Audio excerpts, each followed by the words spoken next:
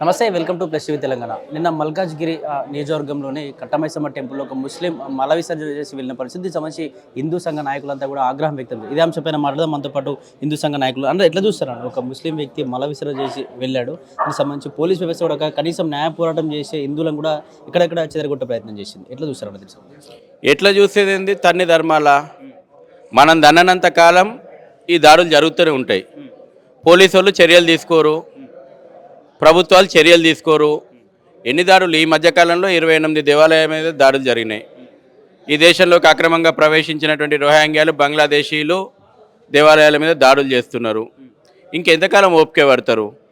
దేవాలయం మీద నీ ఇంటికి వచ్చి దాడి చేసిన వాని మీద ప్రతి దాడి చేసేటువంటి హక్కు మనకున్నది రాజ్యాంగ ప్రకారమే. నువ్వు పోయి వాని మీద దాడి చేస్తలేవు, వాడు నిన్నొచ్చి నీ విశ్వాసం మీద దాడి చేస్తుంటే తన్ని తరిమిన రోజున ఈ వీటికి పులి స్టాప్ పడుతుంది. ప్రభుత్వాలు చర్యలు తీసుకోవు, రాసి పెట్టుకోండి. ఎందుకంటే పిచ్చోళ్ళు కనబడతారు. అంటే వీళ్ళ ఆలోచనలు పిచ్చిగా ఉన్నాయి కాబట్టి అంత పిచ్చోళ్ళే కనబడతారు. వీళ్ళు దేవాలయం మీద దాడి చేసినప్పుడు పిచ్చోడే అవుతాడు. వాడు టోపీ పెట్టుకొని వచ్చి దేవాలయం ముందర, అమ్మవారి ముందర మల విసర్జన చేసిండు. వాడు మరి పిచ్చోడు అయితే ఆయనకి టోపీ పెట్టుకోవాలన్నట్టు జ్ఞానం ఏం నుంచి ఉంది? వాడు పిచ్చోడు అవుతాడా?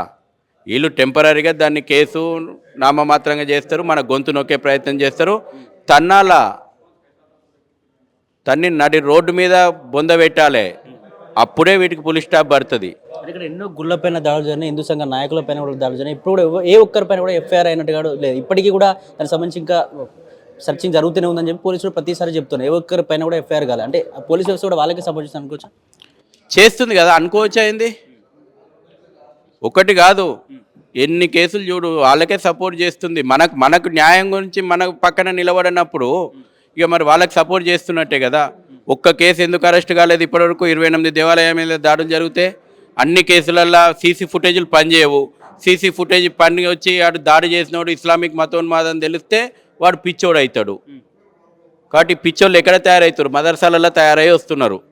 కాబట్టి ఫస్ట్ వాటి మీద చర్య తీసుకుని ఆ పిచ్చోళ్ళను, ఫ్యాక్టరీలను మూసేయాలా. పిచ్చోళ్ళ ఫ్యాక్టరీలు మూసేసిన రోజున ఈ దేవాలయాల మీద దాడులు బంద్ అవుతాయి. అంటే ఇక్కడ హిందూ దేవాలయాల పైన కావచ్చు, సంఘాలపై ఎన్ని దాడులు జరిగినా ఓన్లీ బీజేపీ, బీజేవైఎం, హిందూ సంఘాలు, విశ్వ పరిషత్ మాత్రమే మాట్లాడుతూ ఉన్నాయి. కానీ హిందూ ప్రజలు ఎందుకు మాట్లాడలేకపోతున్నారు? ఎవరు హిందూ ప్రజలు ఎందుకు రియాక్ట్ కాలేకపోతున్నారు ఇష్యూస్ పట్ల? సామాన్యమైనటువంటి హిందువు చైతన్యవంతమవుతున్నాడు. వీటిని తిప్పికొట్టే రోజు దగ్గరలోనే ఉంది. చివరిగా సమాజము నీ అస్తిత్వం మీద, నీ విశ్వాసం మీద దెబ్బ కొడుతున్నప్పుడు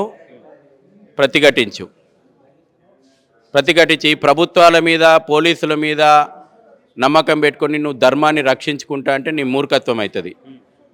ప్రభుత్వాలు కాదు మన ధర్మాన్ని రక్షించాల్సింది, పోలీసులు కాదు మన ధర్మాన్ని రక్షించాల్సింది. మన ధర్మం గురించి నువ్వు ఫస్ట్ ముందడుగేయి, నువ్వు పోరాటం చేయి.